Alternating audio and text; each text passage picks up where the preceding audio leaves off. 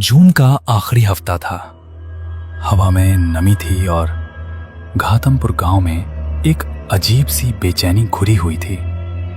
ये गांव कानपुर जिले के पास बसा है, छोटा, शांत, लेकिन हर शांत जगह के नीचे कुछ न कुछ छुपा हुआ होता है। उसी घातमपुर में उस रात कुछ ऐसा हुआ जिसे सुनने के बाद तुम शायद अगली बारिश में अकेले बाहर निकलने से डरोगे। रोज का ड्रामा है यार। शाम होते ही बत्ती गुल हो जाती है। आज शैलेंद्र चाचा भी नहीं आए अभी तक। उनके बिना तो रात अधूरी लगती है। मजाक मत करो, वो कहानियां नहीं हैं, वो घटनाएं हैं, सच में घटी हुई। बिजली तो गई पर तुम्हारी आवाज यहां तक पहुंच गई। चाचा, आज कुछ ऐसा सुनाओ जो आपने अपनी आंखों से देखा हो, कोई ऐसा भूत वाला किस्सा। तुम लोग तैयार हो? क्योंकि जो मैं सुनाने जा रहा हूं वो कहानी नहीं, वो एक चेतावनी है।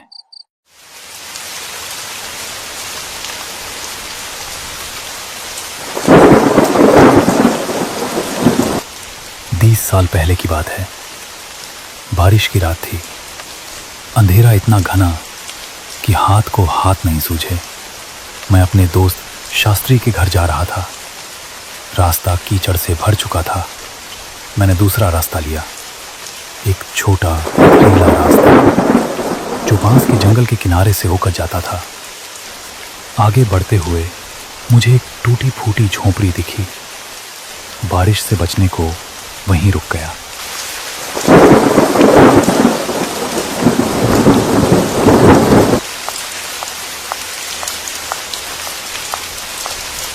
भाई साहब, थोड़ी जगह है वहां, बचा लीजिए इस बारिश से।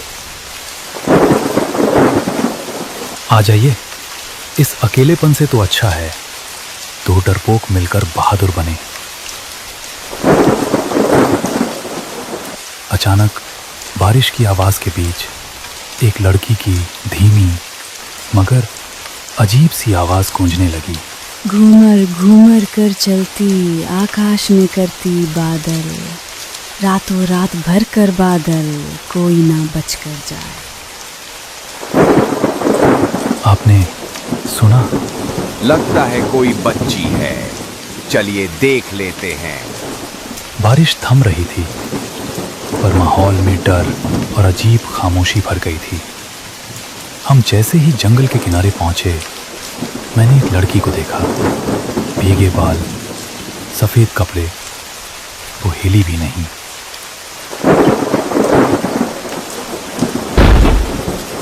चलिए, बस एक बांस ही तो गिरा है। नहीं, रुको। अगर बांस रास्ता रोके तो वो इत्तेफाक नहीं होता। हमारे बुजुर्ग कहते थे, रात के वक्त अगर कोई बांस तुम्हारा रास्ता काटे तो समझो किसी ने तुम्हें बुलावा भेजा है। बांस के पेड़ों में आत्माएं होती हैं। वो किसी को अंदर बुलाने के लिए रास्ता बनाती हैं, और जो उस रास्ते में फंस जाए वो इंसान नहीं रहता।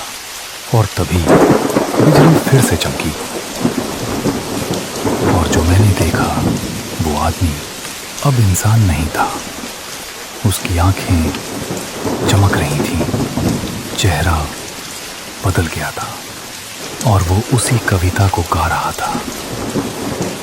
कोई ना बच कर जाए, जोर जोर से बरसों बादल। मैंने दौड़ लगा दी। पानी की बौछारें चेहरे पर चाकू की तरह लग रही थीं, लेकिन एक बात तय थी, अगर उस रात में एक पल और रुकता तो आज मैं यहां बैठा ये बात नहीं कह रहा होता। चाचा, आपने उस बांस को पार क्यों नहीं किया? क्योंकि बेटा, घातमपुर में एक कहावत है, जो बांस का रास्ता रात में पार करता है वो अगली सुबह नहीं देखता। बांस का जंगल बुलाता है और फिर निगल जाता है। अगर कभी बारिश की रात तुम्हारे रास्ते पर एक बांस गिरा मिले तो उसे इत्तेफाक मत समझना। शायद वो तुम्हारे लिए आखिरी रास्ता हो।